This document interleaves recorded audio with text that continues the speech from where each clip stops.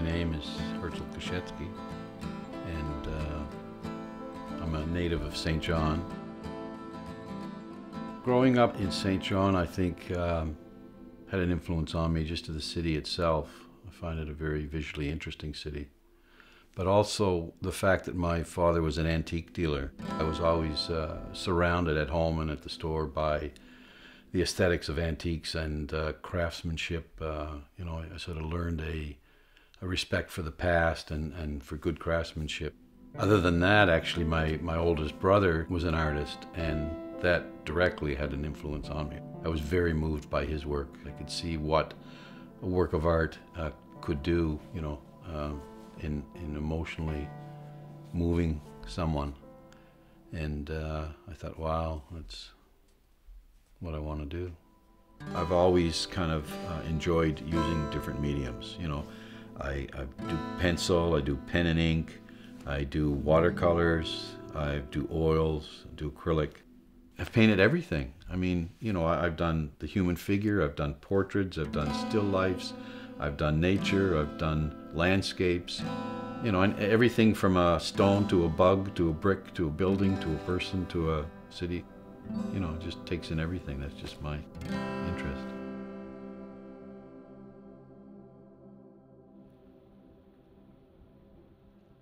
I find it difficult to verbalize, to categorize my work because I have such a variety of interests.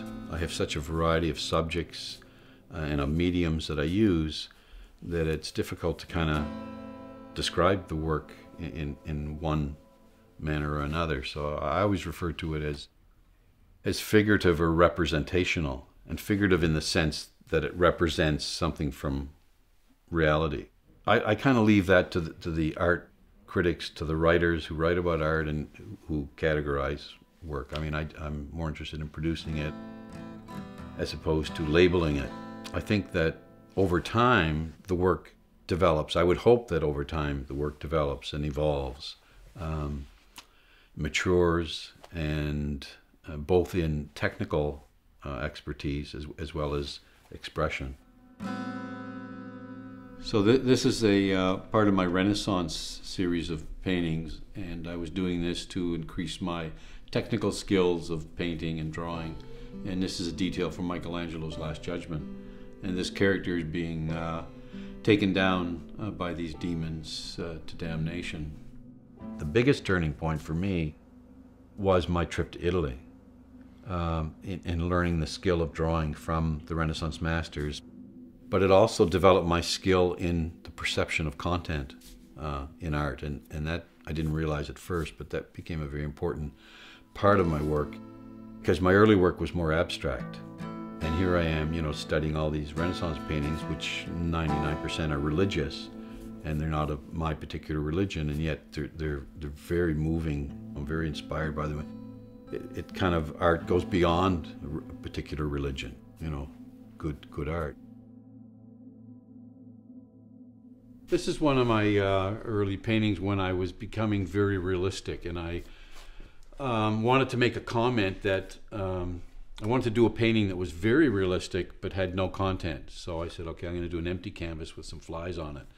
And the whole point is that, you know, just because a painting is realistic doesn't mean it has content. And in some art, the form is basically the content. In the other, the subject is more the content. So there's that kind of dilemma. I kind of feel strongly about content in art, about not just the form. How you express it is, the technical aspect of it is part of it, and is an important part of it, but it has to have something further. So imagine 3 panes of glass on the side sandwiched together. And the first layer is the technical. It's how you learn about composition, design, line, color, shape, all the technical things that you learn to make an image. And then behind that layer is the creative layer. It's the layer that originality, your imagination, the creative aspect of how you put all those things together. So you've got the technical, then you've got the creative, originality, imagination, and then you get the third layer, which is the content, the subject, the intellectual and emotional content behind what it is you're trying to express through that creativity and through that technical. And you can't really separate those. They're all together. They all come together to create the work of art.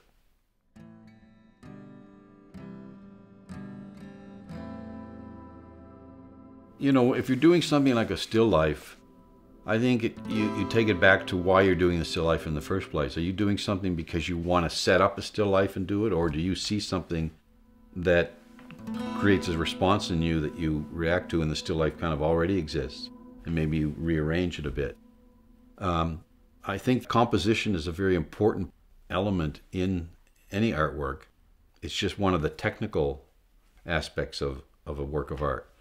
So sometimes it just comes intuitively, and other times you have to, you know, work at it and rearrange it and set it up more. So it varies, but it depends, I guess, on why you're doing the subject in the first place, what it is about the subject that drew you to that in the first place. The art of drawing is a language, the art of painting. So you have to learn the language, and as you use that language to express yourself, part of that is when you're drawing or painting or observing, is the selection of what you select or don't select. Sometimes in a painting, what's as important is what you leave out.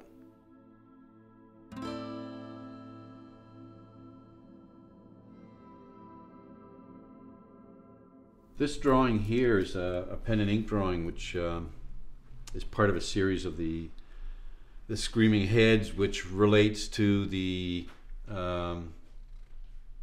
keeping separate one's emotions from going into your paintings. It's an emotion I want to get out, so it goes into a sketchbook or it goes on a page like this, as opposed to in my paintings. I feel you kind of have to keep your moods out of the painting. Your deeper feelings may be in there, they come in unconsciously, but you don't consciously say, well, I'm going to, you know, express this feeling or that feeling. I mean, it just happens because you are expressive. But you know, if you're in a bad mood and you just were upset over something, you can't put that in your portrait, right? But a work of art can communicate in two different ways. It communicates your thoughts as much as your feelings. So, you know, some artists are more intellectual, thoughtful in their approach and what they want to express, and others are more emotional in what they want to express. So I guess you have to balance that.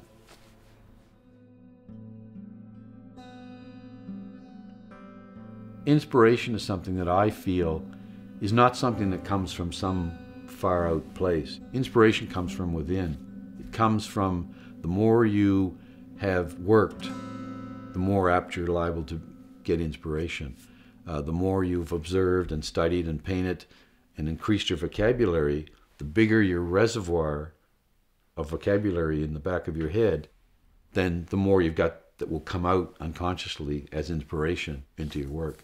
So I thought of the analogy of a plant. A plant is genetically engineered to grow, and it keeps growing. You know, there's a new leaf, and then there's another new leaf, and it just keeps growing until it either dies or, you know, something happens to it.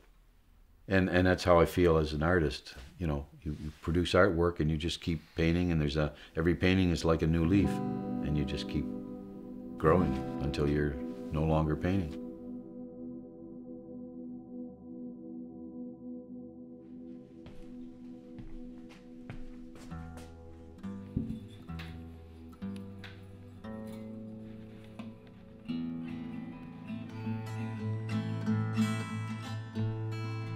I've just come down from my studio. I've been painting, but I'm painting slow. All the critics say, hello, where's your latest paintings? I paint for fun and I paint for real. Paint what I see and I paint what I feel. All the critics say there's no appeal to my paintings. I let the red fly high, let the blue fly low. Onto the canvas the colors flow. All the critics say, oh no, do you call that painting?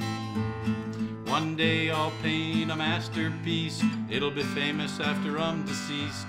I'll be the one who'll get the least from that painting. I paint refined and I paint crude. I'll paint you dressed or in the nude, but I'll only paint when I'm in the mood for painting.